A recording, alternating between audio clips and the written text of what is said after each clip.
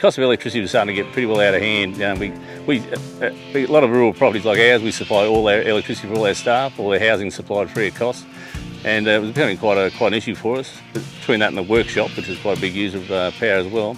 And of course, there's a lot of publicity around the last several years now about solar power, and so it was a natural progression for us to move into total solar booster system for our electricity as well. In my opinion, everybody should be on solar. Really, it's such a huge advantage in having the sunlight. You've got the sunlight right in front of you every day. Quite often the grid supply, there's always faults with that, with trees going over lines and one thing and another. So if you've got that initial solar setup there, it's a huge advantage.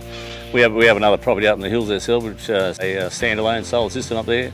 It's been absolutely fantastic. It ended up being cheaper to install than putting bringing the grid power across, and plus we've got no power bills at all. We run a 5-bedroom house up there and never had an issue at all the whole time. It's been up there for probably 3 or 4 years now as well. As far as putting a solar system in yourself on your own property, it's a no-brainer really. It's just too many advantages to ignore. A lot of guys I know, I'm always surprised that more people haven't got solar on. It's maybe the initial cost upsets them a little bit, but really the payback period is insignificant. Really, we're talking about 3 or 4 years, and you've got them done and dusted, and then your power's a hell of a lot cheaper.